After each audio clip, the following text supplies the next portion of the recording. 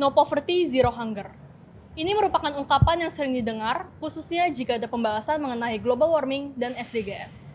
Namun, apa sih no poverty, zero hunger itu?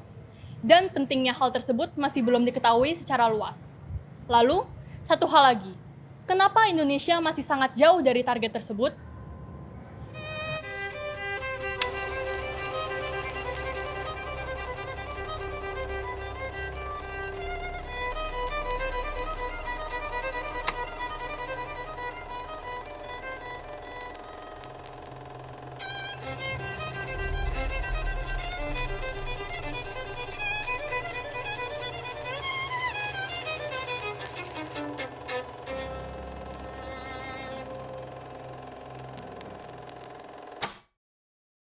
Tidak ada kemiskinan, tidak ada kelaparan.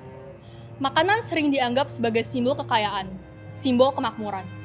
Pada zaman dahulu, raja makan enak dan banyak, sedangkan masyarakat kecil hanya makan seadanya, makanan dingin, busuk, dan sisa. Sekarang pun juga begitu. Semakin banyak hartanya, makanan yang disukai semakin mahal harganya. Memberantas kemiskinan tentu akan menjadi tantangan besar, apalagi di negara berkembang. Namun, apakah mustahil?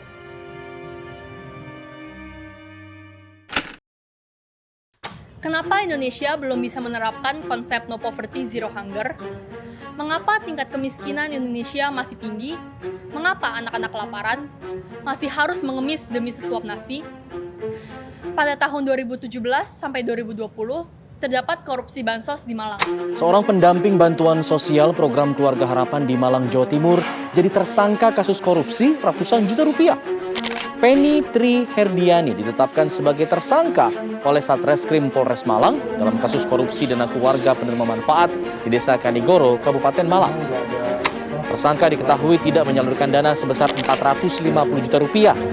Tersangka beralasan uang untuk pengobatan ibunya dan untuk memenuhi kebutuhan rumah tangganya. Dampak dari kasus ini merugikan banyak pihak di Malang, terutama warga kecil yang sangat membutuhkan bantuan sosial. Dari kasus ini, korupsi dan kemiskinan bisa kita kaitkan. Kasus korupsi di Indonesia juga tidak lagi sedikit dan asing di telinga. Dampaknya merugikan negara, masyarakatnya. Mungkin tidak terasa langsung, namun tentu akan terasa di kemudian hari.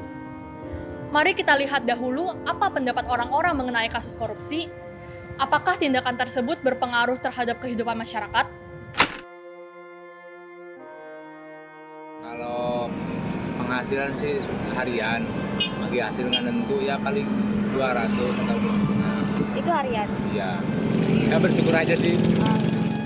Kalau sebulannya di atas 1 juta lah, sekitar 1.500.000. Ya nggak tercukupi dong, soalnya kebutuhan kan banyak, harga-harga makin naik gitu kan, sembako apa segala macam naik gitu. Sementara saya harus membutuhkan 4 anak, nggak cukup lah, tapi ya bagaimanapun dicukup-cukupin.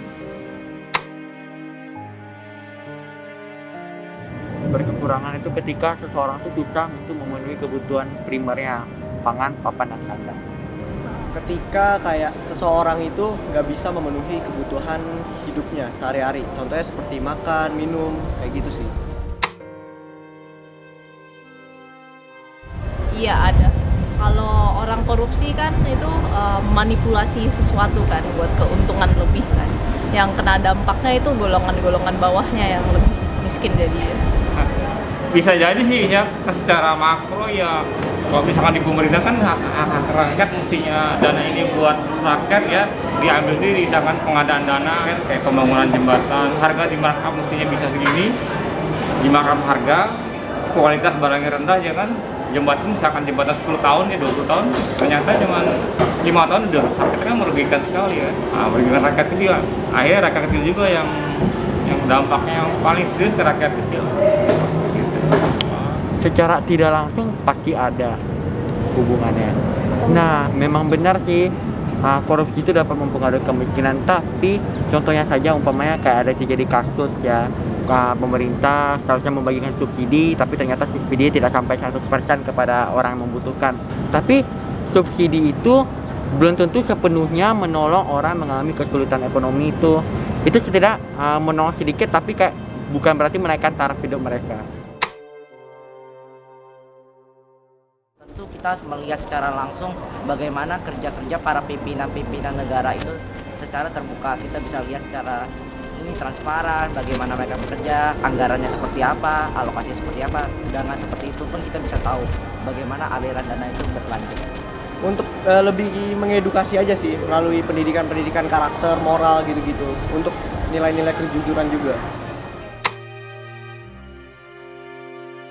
Menurut saya sih untuk sekarang yang paling bagus pemerintah harus membuat hukum yang tegas ya untuk para koruptor. Karena pada dasarnya seperti kita lihat dari biasanya di berita-berita nih para koruptor nih dihukum secara tidak adil dengan yang lain. Ada berita di mana masyarakat hanya mencuri motor dihukum 5 tahun, sedangkan para koruptor hanya 2 tahun karena dia nyogok para polisi kan. Jadi menurut saya para pemerintah juga harus memberikan hukuman yang tegas dan jangan ada sampai penyuapan itu terjadi gitu. Perbuatan tidak terpuji dan tidak beretika karena mempunyai dampak buruk.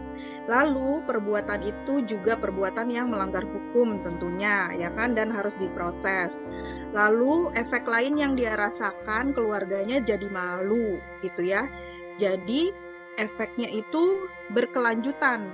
Lalu dampak yang dirasakan orang lain, harusnya orang lain itu terpenuhi, bantuan sosialnya tercukupi, sandang pangan papannya, jadi tidak menerima, jadi ada ketimpangan, mungkin sebelah sini, daerah sini tercukupi, bansosnya sebelah sini harusnya tercukupi, jadi tidak tercukupi karena korupsi yang dilakukan oleh pejabat tersebut. Jadi efeknya bisa dirasakan oleh keluarganya sendiri, juga kepada masyarakat itu sendiri.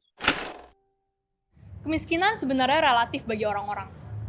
Ketika mereka masih bisa memenuhi kebutuhannya sehari-hari, mereka tidak menganggap diri mereka miskin.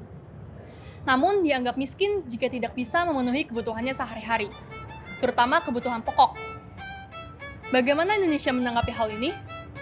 Apakah paham yang mereka miliki sudah benar atau salah? Haruskah kita melawannya atau membiarkannya?